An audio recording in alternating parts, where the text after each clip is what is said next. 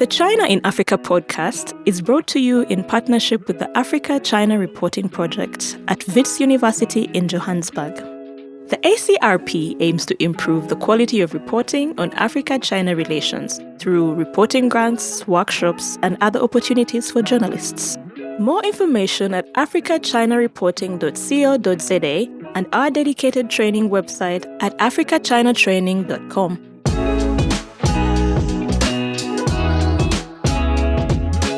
Hello and welcome to another edition of the China in Africa podcast, a proud member of the Syndicate Network from SupChina. I'm Eric Olander, and as always, I'm joined by Cobus van Staden, the senior China-Africa researcher at the South African Institute of International Affairs in Johannesburg, South Africa. A very good morning to you, Cobus. Good morning. Cobus, just before we get started, I want to give a very quick shout out to Nicholas and Carl, our two newest members of our new Patreon community.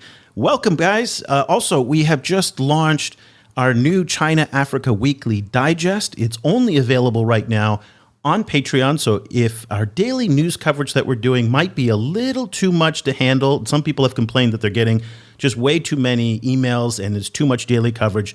A weekly digest might just be the thing you need, but you can only get it by becoming a Patreon member. Go to patreon.com/China Africa Project, and we'll make sure you get it every week in your inbox, plus some really fun Zoom calls, happy hours, and some other cool things that we're doing. So once again, patreon.com/China Africa Project. Very quickly, also before we get to our show today, we're tracking right now the coup that's underway in Sudan, that pre-dawn raid by the military on Monday morning. Yet another African country now falling to military overthrow. And that is an interesting thing that we're keeping our eye on, is how quickly are the Chinese going to respond to the coup? Because if you recall of what happened in Guinea, it was within 24 hours that both Xinhua and the Chinese Foreign Ministry issued a statement condemning the coup. But in other coups, say in Myanmar, they waited for weeks in order to acknowledge it. And it really depends a little bit on the nature of the interests. And in Sudan, there are a lot of Chinese interests. Not only is there huge amounts of oil investment from CNPC, but there's also some great power rivalry issues. The Chinese are vying to rebuild some of the ports and also to rebuild some of the shipping fleet. Lots of interests. Keep an eye on how long it's going to take for the Chinese to issue a statement. By the way, we're recording this on Monday afternoon, so by the time you listen to it, it's entirely possible that the Chinese have issued a statement on this, rendering this whole discussion moot, but we're keeping an eye on it at the time of this recording. Okay, today we're going to be focusing on the Kenyan economy specifically, but also China-Africa trade more broadly. Now, China-Africa trade for the year through August, the figures have just come out from the Chinese customs authorities. Here's the number, $162.7 billion for the first 8 months of the year. That's up over 40% compared to the same time last year, and well on track to surpass 2020's $187 billion in two-way trade, assuming, again, that everything kind of keeps up. And there is a giant big asterisk on that assumption, so we'll get to that. The trade is not spread out evenly across the continent. One very important thing to remember when we talk about China-Africa trade, it's highly concentrated in about 10 countries, but about a quarter of it is in South Africa alone, with about $35 billion. But today we're going to focus specifically on Kenya. For the first 6 months of the year, Kenya imported $1.88 billion worth of goods from China. That puts it a little bit ahead of last year, when total imports were at $3.38 billion. Now, I want you to remember that number for later on in our discussion. It's going to be very important.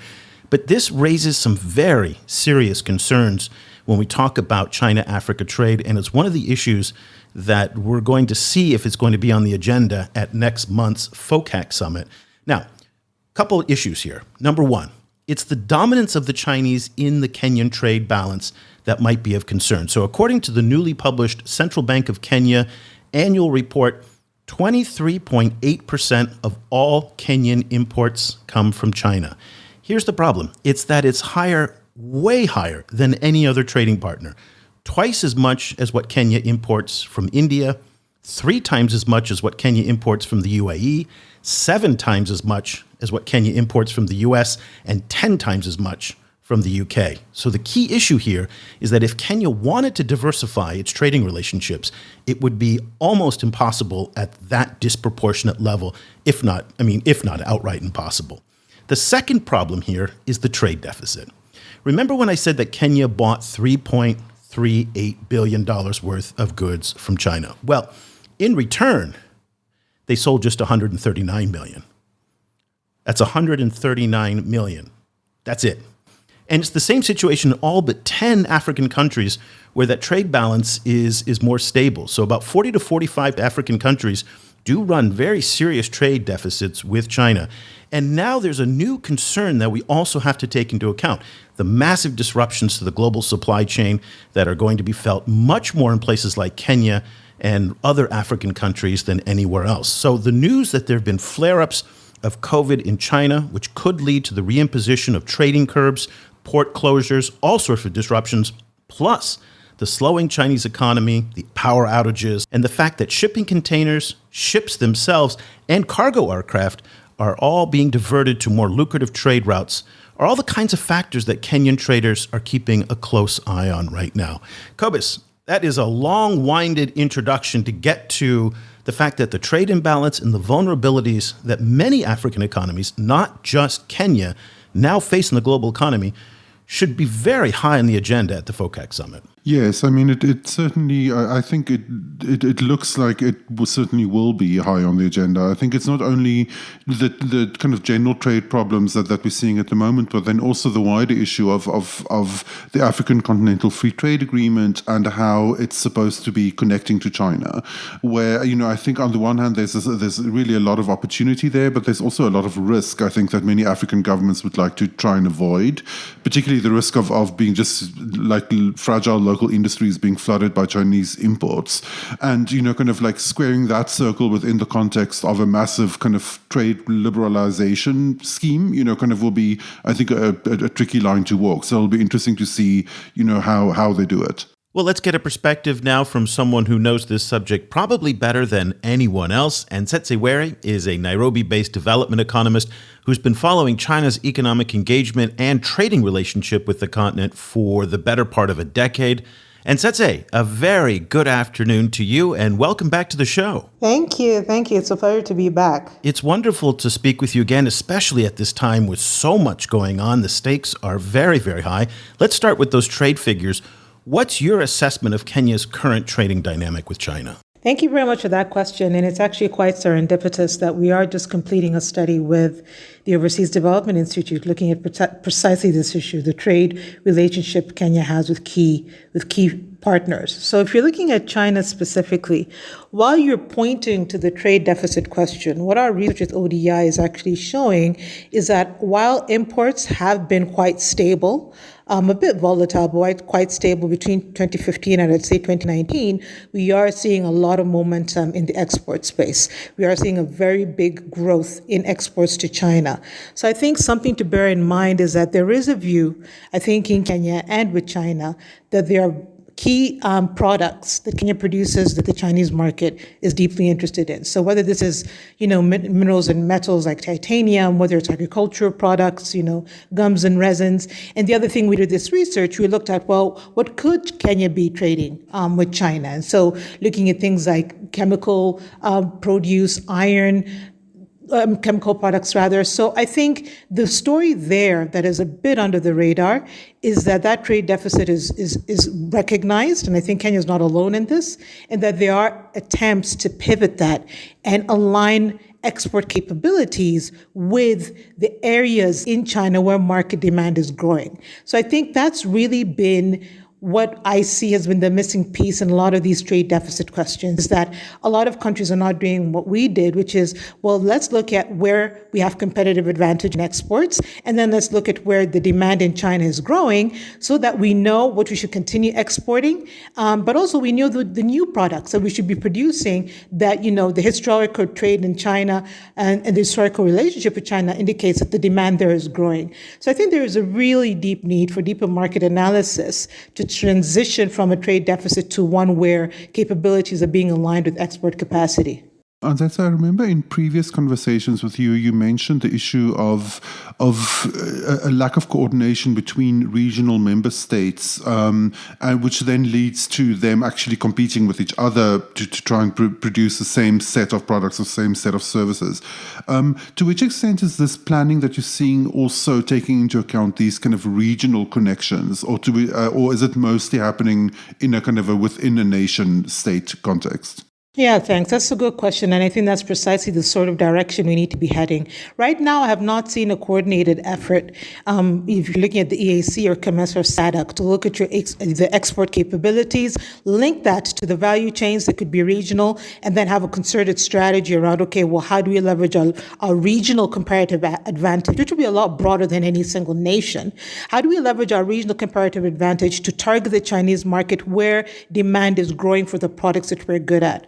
So what we're seeing is just what we said. We are still seeing a situation where a lot of countries with similar capabilities are sort of taking market share from each other to key export markets, China included. So I think in the spirit of the African Continental Free Trade Area, I think if we could look more at doing this analysis of export capabilities and linking that to Chinese demand, very quickly, you'll begin to see the value chains where regional cooperation would actually be beneficial. But I think without that information and with that information asymmetry, we will continue to see a form of, sort of trying to do it on your own and almost a form of protectionism in the way African countries are trying to meet what they know is a massive market. Yeah, and this brings up the issue of tariffs, for example. So we talked about AFCFTA, that's the African Continental Free Trade Area, which, by the way, just last week, the Chinese Ministry of Commerce signed an agreement with the Secretariat of the AFCFTA to form a working group on talking about how to coordinate and harmonize trading relationships between China and the AFCFTA. So that's very interesting that there's always this talk of putting the Belt and Road and bolting that on to AFCFTA, which might open some very interesting possibilities. But if you talk to traders in Beijing, African traders in Beijing, they'll say buying flowers, for example, from Kenya, I forget if it's Kenya or Ethiopia, one has a 15% tariff and the other one doesn't. And that's the kind of lack of harmonization that really pits African countries against one another, rather than harmonizing their tariffs so that they can negotiate with the Chinese on import tariffs so that, say, Kenyan flowers don't have it and Ethiopian flowers do, so that they're both at the same level. So what will it take to get to this regional cooperation, given the fact that it's never really happened before in African history, as far as I know, to have any real effective regionalism in negotiating with an outside power? And the only reason I'm skeptical of this is because I know it's a long-held dream that people want. But when we look at the European Union, the most advanced grouping that's ever been created by humanity, and yet even they struggle with these issues.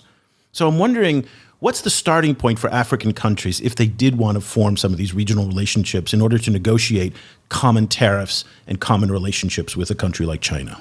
Yeah, I mean, the issue you're raising there is one of capabilities and one of income level. So if you're looking at the qualifications you need to meet as an African country for some of those tariff reprieves, essentially, countries like Kenya, we no longer qualify for some of those, but in some areas we do. So part of the problem is the fact that African economies are spread across the low income, very low income, to more moderate and low income. Those are all very real definitions when it comes to things like the sort of financing you can access, when it comes to things, the sort of tariffs that you're allowed to be accepted from. And that is a reality that's not going to change. The way I think we can get around that is for the countries where their capabilities are in areas that are quite low value in nature, like flowers is fairly low value chain, though very lucrative. I think there is an opportunity for countries to start moving to the more sophisticated products. And I don't mean massively sophisticated like, electronics, but I am thinking about things like deepening light manufacturing and starting to really develop the capabilities there in a manner that meets Chinese demand. That will really be one of the more pragmatic ways for countries to deal with this issue without feeling like they're going to lose everything. Because the reality is that if you look at the capabilities that countries have, it's not that what they're selling, what they're exporting to China is the only thing that they can export. No, it's often that they don't know what they could be exporting to China, and therefore they do not have the incentive to deepen their capabilities in that sector and then target that to the Chinese market. So I think the combination of really looking at things that you're already doing well and seeing where the Chinese market meets, I think will create more of a chance, I think, of preventing this competition and sort of race to the bottom. How does beneficiation of raw mineral resources kind of feature in this conversation? Cobus, I'm sorry, can you explain what beneficiation means? Oh, sorry. It's the idea of doing some of the refining of say mineral resources, kind of within the country in order to kind of move up the value chain and to produce something that is more valuable, kind of per unit or per kilogram than just raw mineral ore. So the idea that the country can then kind of move up the value chain and make more money from the same product. I mean that is always the holy grail. Kind of in Africa, like I've seen it. I've seen it mentioned for literal decades. Kind of decade in, decade out, kind of in development documents in Africa, and people are always calling for it. But I was wondering whether you see it as kind of realistic, and even whether it would actually be beneficial, particularly taking into account the kind of environmental impact of it as well. Yeah, you raise an important point, and I do echo your skepticism. I mean, one of the practical realities linked to that is just the capital-intensive, very niche expertise you need to do that credibly and long term.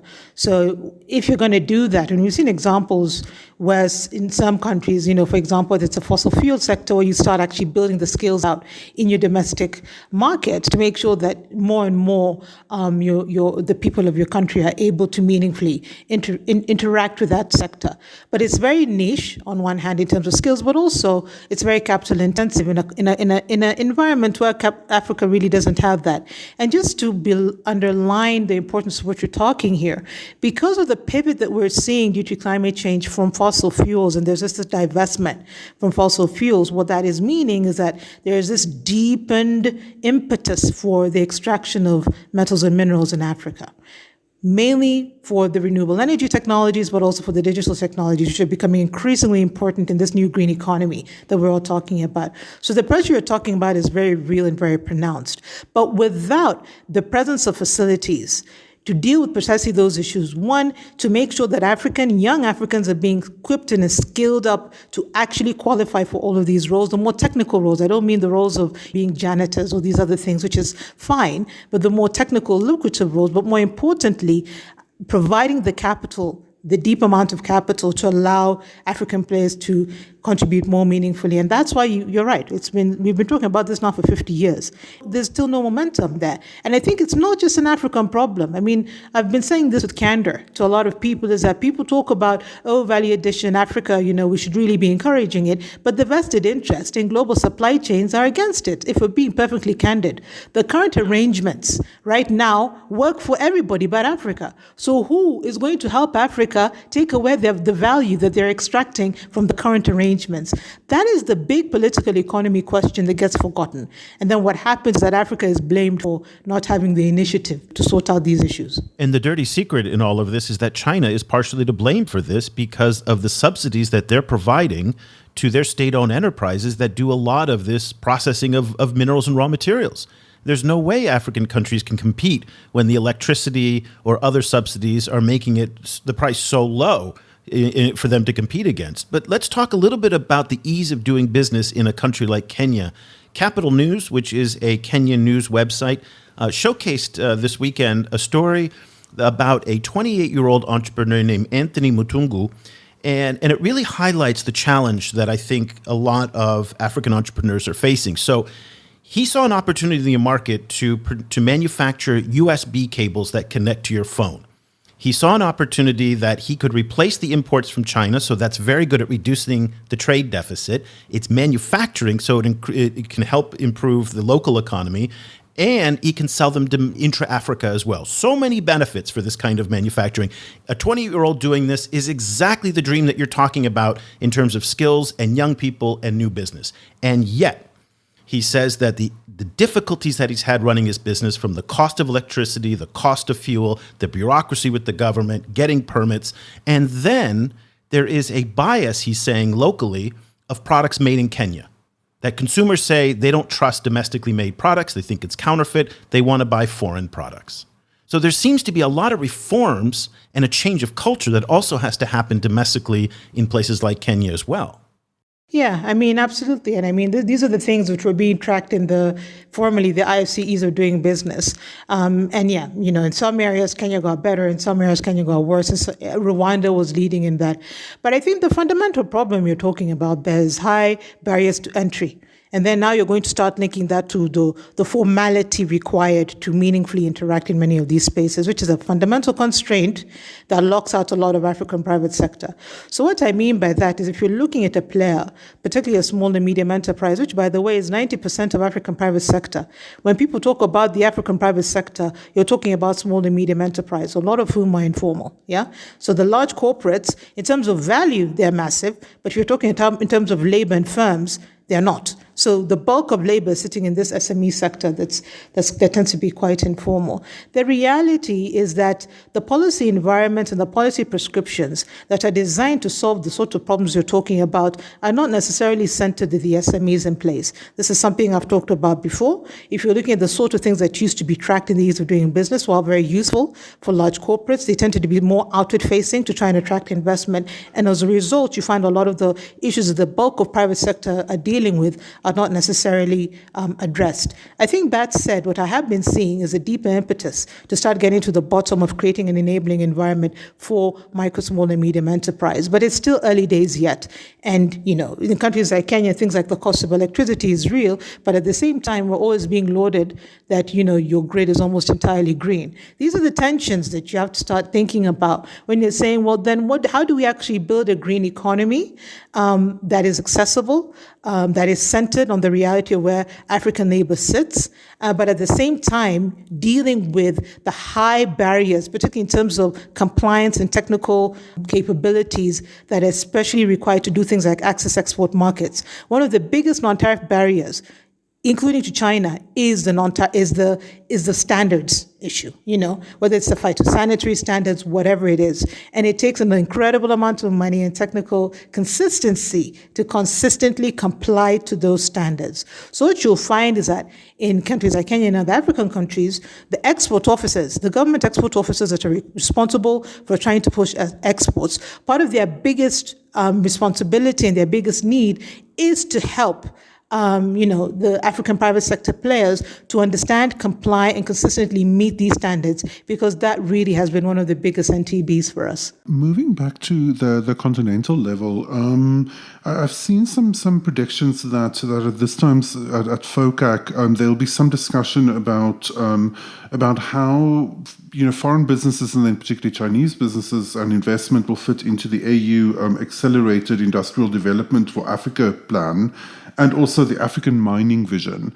So I was wondering how do you see these kind of overarching plans from the AU, and does the AU have the kind of muscle and vision to kind of present a kind of a continental kind of approach that could actually push Africa forward in these respects?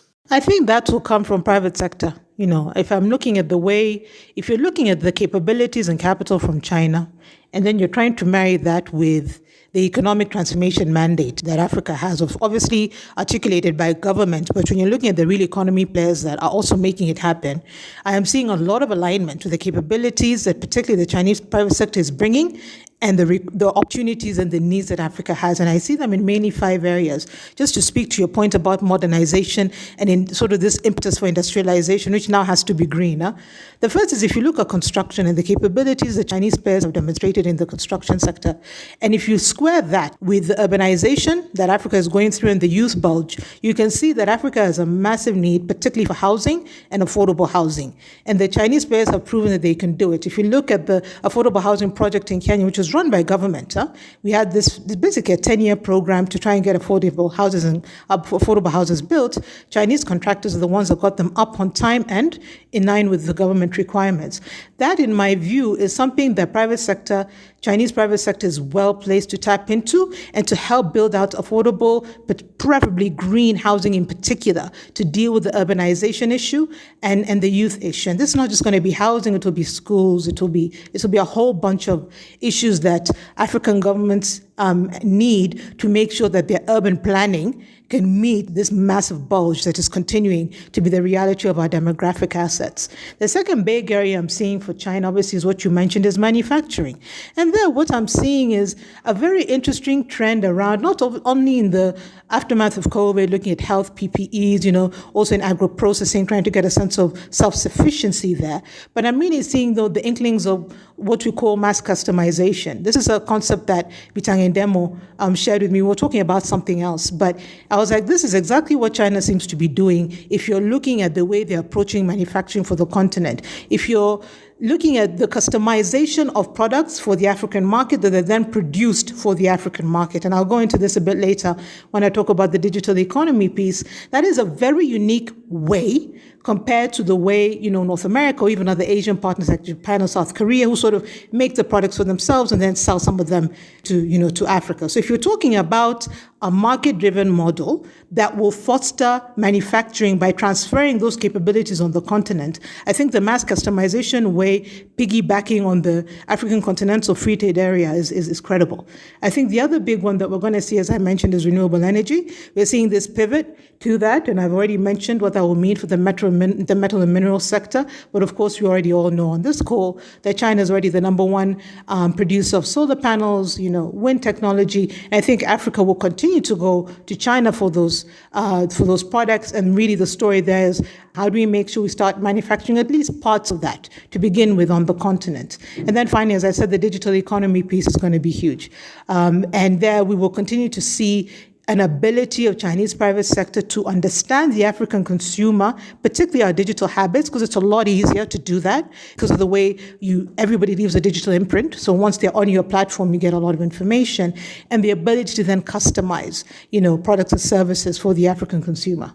Okay, I had a whole bunch of other things that I wanted to talk to you about, but we're at the doorstep now of the digital economy and the digital space. You recently held a seminar with Professor Bitang Demo, who is at the University of Nairobi. He's a professor of entrepreneurship at the Nairobi School of Business. It was a fascinating discussion. I'll put links to it in the show notes. I'd like to start our conversation about the China-Africa digital economy with some comments from Professor Ndemo.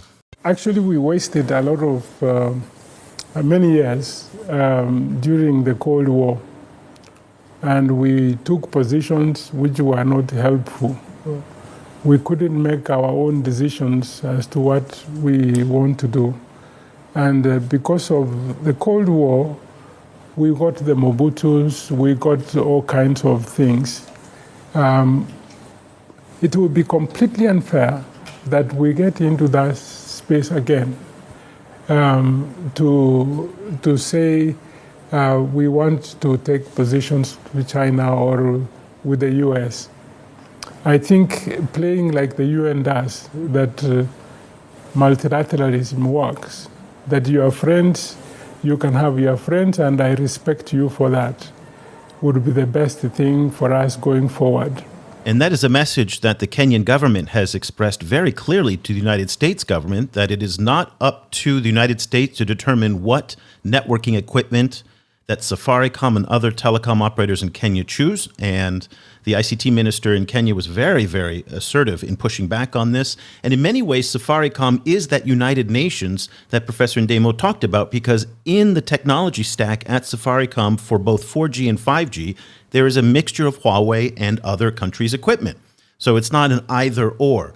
That conversation you had with Professor Ndemo was absolutely fascinating. Talk to us about whether or not it is possible that Kenya has the ability to push back against the great powers. Thank you. And I want to just say it's not just Kenya. This is a position I've seen by top leaders in Africa across the board. Nobody's buying the being strong-armed into choosing. It's just not a practical reality.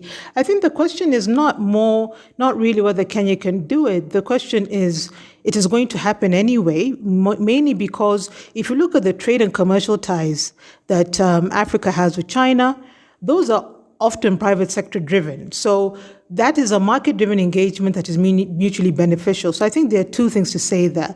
First of all, is that if you're talking about a decoupling, which is basically what we're being told, we need to decouple from China. I think the director of the WTO, Dr. Ngozi, really made this point quite well in comments that she made last week, which is that Europe and North America are not decoupling. So why are they trying to strong arm other countries into decoupling, despite the great power rhetoric that is coming out of those capitals? So I think it's very hard to implement a decoupling mandate when the trade, commercial, and economic ties are what they are, and as you've pointed out, they're only growing and they're only burgeoning. I think what would be more constructive in that space would be for players like the US and Europe to really demonstrate where they're adding value. And I think I would like to say that we have seen, particularly in my view, the United States Development Finance Corporation show tactical foresight and intellectual maturity when it comes to demonstrating the value that the US government can bring to players in Africa. We saw this in the fact that they were part of the consortium that Safaricom led to enter the Ethiopian telecoms market. The Ethiopian telecoms market is, Ethiopia is the second most populous country in Africa. Its telecom market has been entirely closed. So you can imagine the sort of latent demand that is going on in that sector. And so what Safaricom did, the bid was Safaricom. Of course, China was a part of that through as you mentioned, the partnership with Huawei.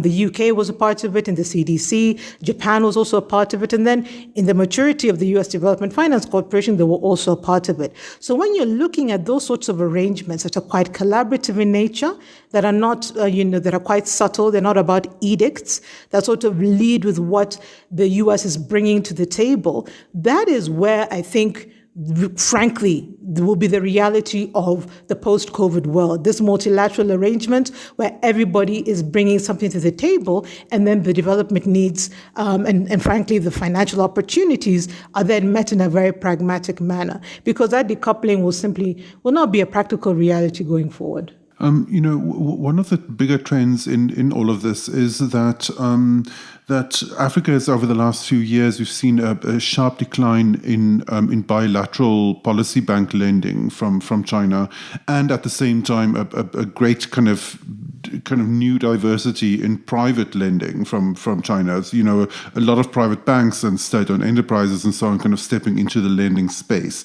So I guess, do you see these issues and these kind of conflicts between Western countries and other of African investors and the Chinese side kind of sharpening over the next few years simply because there's so many Chinese companies now stepping into the space? That's an interesting question. And I think my view is that, this pivot to private sector dominated more private sector dominated interaction between China and Africa has been long happening under the radar, and it will increasingly be the arena that will drive that relationship. Part of it is because it's basically been 20 years of state-to-state interaction, which you both know well, so I'm not going to go into that. And the amount of money that has been deployed in that relationship over 20 years, there's a need for some of that to settle down, number one. And number two, for the issues that have now been arising on the African side, whether it's the government or, the civil society, but also on the Chinese side, this is the time for those issues to be resolved. So when you're looking at the tone that FOCAC is having, what I'm seeing is that we need to start updating the arrangement of the state-to-state side. So I'm just saying that is one track of what I see will be happening.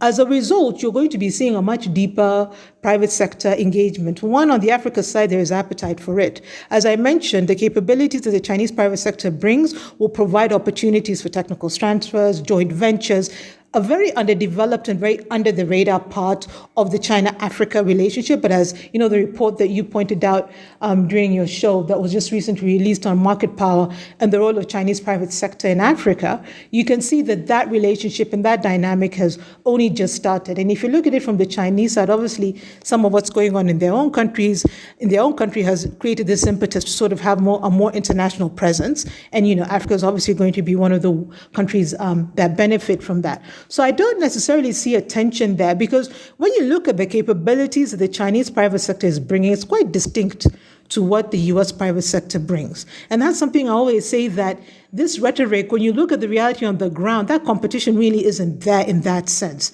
If you look at the U.S. private sector, what they bring is a lot of knowledge of the continent, particularly private sector knowledge. The other thing they really bring is a capability in understanding financial vehicles and how they can meaningfully intersect with private sector players in Africa. We see that in the way a lot of U.S. financing, whether it's out of the Silicon, is really financing a lot of tech and startups in Africa. But now, with this new U.S. DFC, we're also seeing it in the way the U.S. government is deploying its capabilities there. So when you're looking at it from an African perspective, they're actually quite complementary. On the one hand, you have the Chinese bringing the hardware and the hard skills, transferring some of those capabilities on the continent in a more meaningful way in the key sectors I outlined. And then on the other hand, you've got the U.S. private sector and the U.S. government bringing the financial vehicles and the financial capabilities to then drive growth. So that's why I mean that sometimes this rhetoric around decoupling and great power is not necessarily matched by what's going on the ground. One of the issues that's coming up, I think, at FOCAC this year is, I think that was coming up anyway, is the idea of kind of green economies and kind of more investment in sustainable energy generation and other sustainable fields. And I think that has just been accelerated by the recent announcement that China is stopping building coal-financed or coal-powered electricity in Africa. So I was wondering where you see the kind of green discussion landing at the moment in the China-Africa space. Like what are some of the kind of topics that you see coming up, and then how are African actors kind of reacting to the coal announcement? I mean, well, first of all, the divestment from fossil fuel is a concern that I think African countries have, particularly Nigeria, has articulated, and the implications for energy security. I think this is not just directed to China, this is directed to everybody, that divestment may compromise energy security, and that there shouldn't be a ban, just a blanket ban on fossil fuel, but particularly things like natural gas need to be prioritized. This is part of the inbuilt bias we're seeing in climate finance that Africa countries are going to be grappling with, not just with China, but with everything else that's coming in with this very global North rich country bias.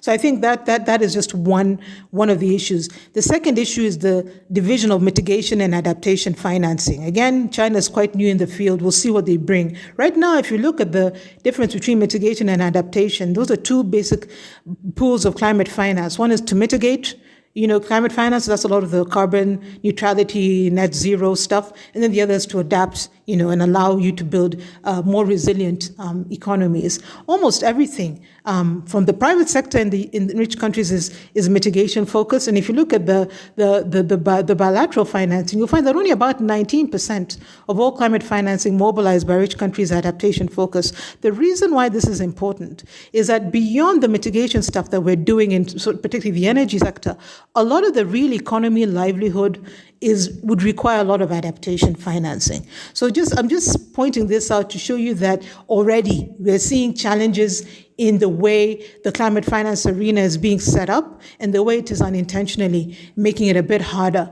for African players to intersect. And then obviously the third big thing there would be a lot of climate finance are very formal, very structured, very rigorous due diligence and reporting requirements. That is a high transaction cost for private sector.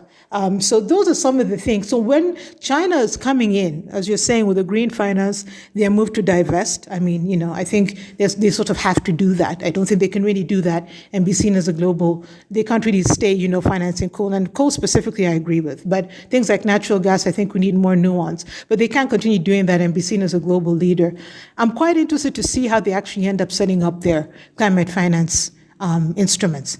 And will they actually meet the development priorities that African countries have in a way that makes sense for African countries? Because I think now the real risk we're seeing is climate finance to be another arena that will look at Africa. And it's particularly concerning because we're seeing, the global, for the Center for Global Development actually points out that aid finance that used to go to non-climate activities like, humanitarian aid is actually being reduced.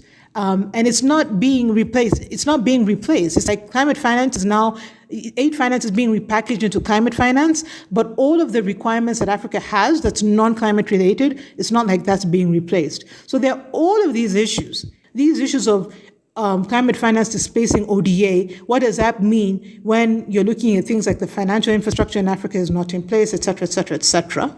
What does that actually mean? So in some ways, China coming a bit later to the party may be not a bad thing for Africa. So we'll see sort of the way that they're setting things up in terms of how they choose to sort of deliver on this new green mandate. And it'll be interesting to see how they balance these new mandates that they have overseas with the surge in coal production that they have at home right now. So any efforts that they have in reducing their carbon footprint abroad may be offset by the increase in use of coal and reliance on coal to help get them out of the power shortage that they're facing right now. We don't have a lot of time left because we know we have to let you go, but I want to get to the question of debt very quickly because that's especially important in Kenya. Kenya's looking at about right now $70 billion of total debt. About half of that comes domestically. The other half comes internationally. China, of course, is the largest bilateral creditor. Very similar situation that we learned in Zambia now. The debt figures there have been upwardly revised to $27 billion, about $6.6 billion owed to China. So China is alone compared to other major creditors in Kenya in insisting that the loans for the standard gauge railway be repaid, whereas the Paris Club creditors and others have given some debt extensions, not any debt write-offs or restructuring, I should note, but debt service extensions and deferrals. What's the situation right now with Kenya's overall debt to GDP ratio and the commitments that it has to China? Yeah, well, I'll just start by saying I don't think debt to GDP is the most useful metric for measuring debt carrying capacity. That one is better looked at if you look at revenue to debt, servicing costs, revenue to debt. That's when you begin to understand if a country can afford debt. So what's the situation in that case with Kenya? It's been abysmal, and it has been for a while. And I think that's always the part of the story that people always forget, is that the fiscal policy had been unsustainable for a while. The revenue to GDP ratio had been going down. It's been going down for about 8 years, yet we kept on taking on not only more debt, but more expensive debt, the Euro bonds, the infrastructure bonds, these very expensive commercial papers. So I think couching it again in the reality that there is a role of prudent fiscal policy in being able to manage things like, Chinese debt. So I think on the Chinese debt question is an interesting one, because there is on one hand this practical political economy reality of a new government going to be in place in the next, in 2022 onwards. And so perhaps a feeling that let's try and secure as much repayment as possible as per the arrangement before this new government comes in. Because I think we all know the political economy of technocracy in Africa, where there's a new government, you kind of have to wait, and sort of see, okay, what are they going to be doing? Who's going to be in charge? And, so there is that sort of, I guess, more practically informed reality. But I think the other thing is, as I said before, the state-to-state relations between China and Africa, I think they're reaching a point of maturity, and we're going to see this transition, So as you guys have pointed out, this sort of reduction in public lending, etc., this also predated COVID, because there's a need for a lot of the issues that have come up through situations like the Chinese debt in Kenya, the things that we've talked about before. Were projects priced properly? Was the tenure agreed to in these loans actually realistic? What role did the lack of transparency play in financial mismanagement?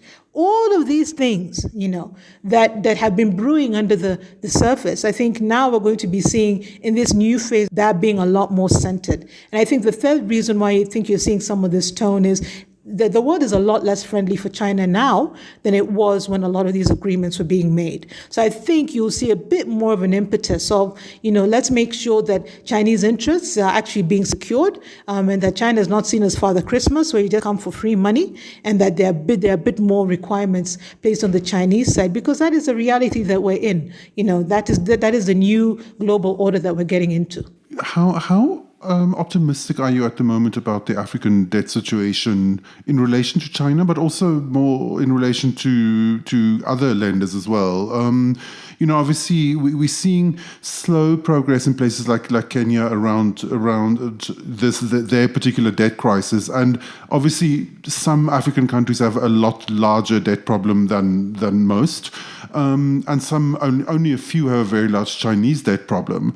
So looking forward to FOCAC, do you see kind of new approaches or kind of pragmatic solutions to some of these problems, or are you worried that some of these African countries countries are just going to be sliding towards default and crisis? Yeah, I think it will be on a case-to-case basis, and it will be a combination of the grace of creditors and the fiscal management of the countries. It's not going to be a clear-cut thing. If the countries actually decide to start dealing with the issues that got them in the mess in the first place, because there's no country in a debt crisis now that can blame everything on COVID. Yeah, these are issues that are maturing over time. So if there's an indication that the fiscal management is actually going to be dealt with, that will have to be squared with the grace of creditors. And now that will really depend on the profile of creditors you have. If your creditors are bilaterals or multilaterals where you can sit and renegotiate, good for you. But as we know, for a lot of African countries, a lot of the debt is private creditor debt, and they're not interested in any sorts of conversations around restructuring or, So I think it will be a very, very case-by-case basis. And I think, frankly, the chip that Africa will have to bring to the table, that African governments have to bring to the table, is a seriousness in addressing the long-term issues that led those few countries that are in high debt distress to that point. And that is, again, medium to long term. So I think the real macroeconomic tension that we're seeing, to the point you're making about debt, is that countries need more money to get out of COVID in an environment where there's really a lot of debt stress for some countries, particularly a lot of limited revenue generation capabilities, at least in the medium term. How do you square that with this need for a lot more money? But I think the other big macroeconomic tension is that some African countries need a lot of debt relief and debt restructuring, but is their fiscal policy and their fiscal management reflective of that?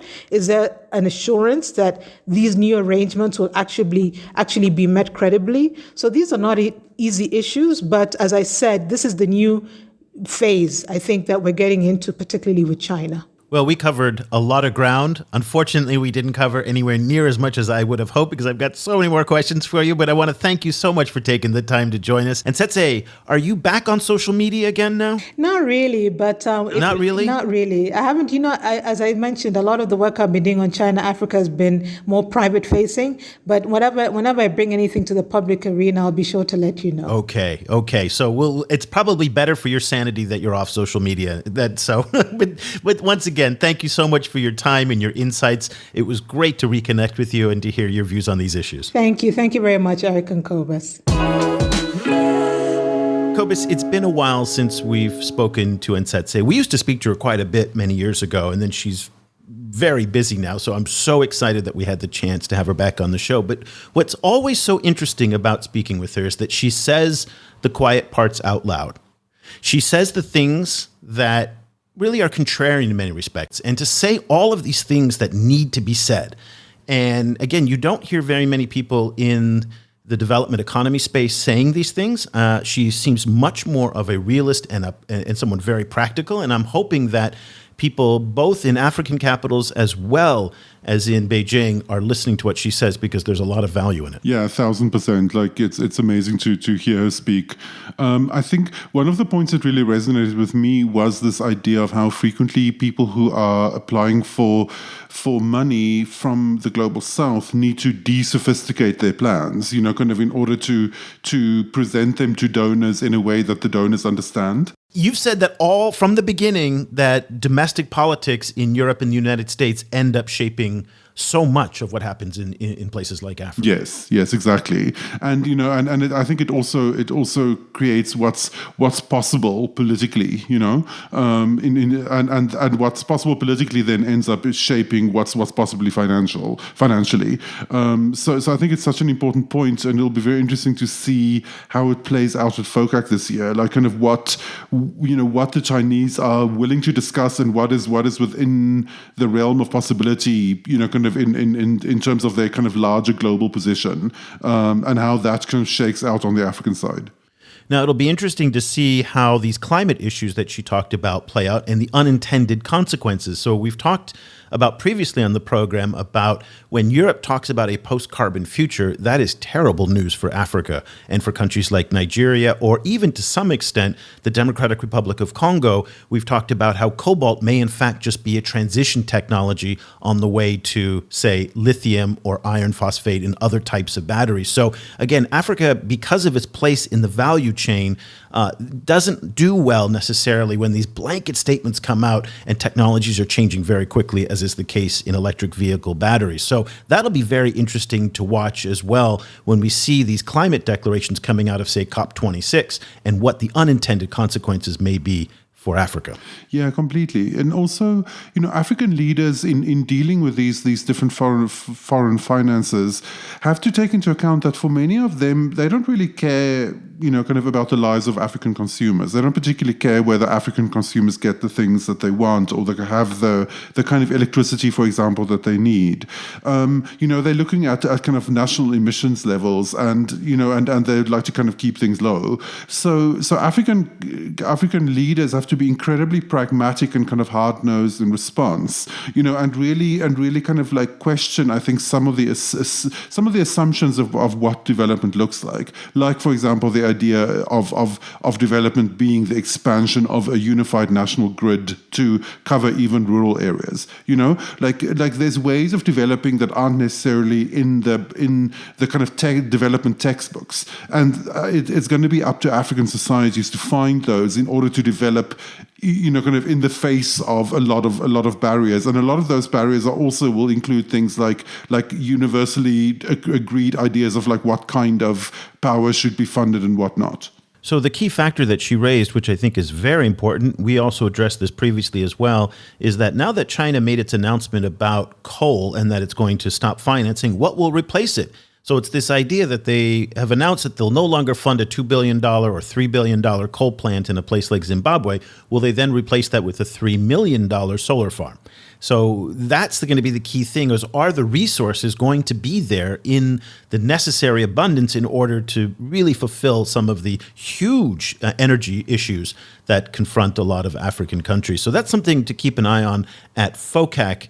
And again, also this idea is China living its own values. So it may be talking about not funding coal overseas, but domestically it is just binging on coal right now. And at the same time, buying huge amounts of coal from you, Cobus, in South Africa. Well, not you personally, but your compatriots in South Africa, which again keeps alive a business that really should be sunsetting, and South African coal producers should be transitioning to greener, cleaner energies. Now, I say that about South Africa. That is a challenge that we have not done very well in the United States, as most evidenced by the ongoing dispute over the infrastructure bill, where, incidentally, climate issues were taken out of the infrastructure bill because of Joe Manchin. So again, this is not something that just countries like South Africa and China are grappling with, but the U.S. as well. Final thoughts to you before we go. Yeah, I mean, that then raises a lot of questions around the concept of American leadership, right? Because if the idea is that the US is just automatically enlightened because of its system and it's therefore in a natural position to lead the world, well, that, serious questions, I think, being raised around that issue, around the Manchin situation. In relation to Africa, I have a lot of sympathy for the pressure from the global south around more nuance, as Anzetse mentioned, more nuance around some like issues like natural gas as a potential transition technology. Where I have a little bit less sympathy towards African governments is the idea, what you see from governments in Botswana, for example, or in Nigeria, just this kind of idea of, well, we're just going to be trying to squeeze our last little bit of money out of hydrocarbons while we still can, until there's some kind of global ban being imposed on us. And therefore investing money into things like building pipelines that are only going to be useful for, another 20 years. I have a lot less sympathy around those kind of decision making, and I think there needs to be more pressure on African governments around that issue. But I think a lot of people, even within the climate field, will actually disagree with me. Yeah, I don't get, for example, where U.S. legitimacy on climate comes from. So the United States has 2/3 of its energy mix I think it's more than 2/3, it's close to 75%, I think. I looked up the number recently. It's an absurdly high number, our carbon-based energy. It's the number one oil and gas exporter in the world, and so it's the number 2 polluter. So I'm just not entirely sure where the credibility comes from for the United States to have any type of mandate on climate with anybody. Yeah. Do you know what I mean? I mean, it just seems perplexing to me that they would be a leader on this front, given the fact that they are literally the world's number one oil exporter. Yeah, and It's like, How is that possible that they can talk to anybody about carbon when they are exporting themselves? And again, stripping out the climate provisions out of the infrastructure bill, it just, where does the leadership mandate come from for them to be lecturing anybody about anything on climate? I don't know. Well, this is the thing, right? It's kind of like if one claims that leadership position for oneself, then one actually needs to lead, right? Kind of because if you don't lead, then what you're actually doing is you're leading people backwards, because then you're a norm setter for like kind of bad behavior around the world. And that's not really what we have time for right now in relation to climate. But that's exactly the point about China, which is if they at home are just binging on coal and then saying we've got this green belt and road, how seriously should we really take them? I think in this case, the U.S. and China are very similar in their behavior in that. So we're going to talk about climate in the run-up to FOCAC. We've got some shows scheduled for that. We also have some fantastic new books and the authors of those new books coming up. We're going to interview Joanna Chu from Canada on her new book, and also Jonathan Hillman from CSIS on his new book coming up also in November. So lots of great things.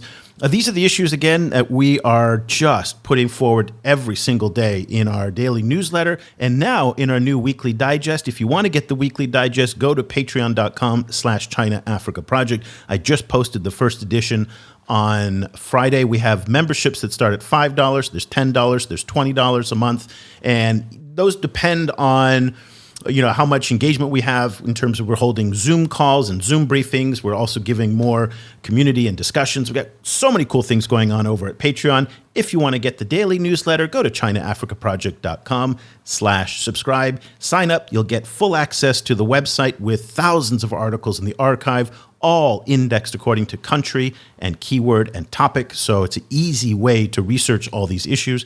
And we put as much primary source material in there as possible. So whenever there's primary source, we put it in there because we know a lot of folks are doing research and rely on primary source material in English, French, and Chinese. So that'll do it for this edition of the show. We'll be back again next week with another episode. For Cobus Van Staden, I'm Eric Olander. Thank you so much for listening. The discussion continues online. Head over to facebook.com/China Africa Project to share your thoughts on today's show. Or follow the guys on Twitter. Eric's at Eolanda, and you can find Cobus at Stadenesque. For more information about the China Africa Project and to sign up for our free weekly email news brief, go to ChinaAfricaProject.com.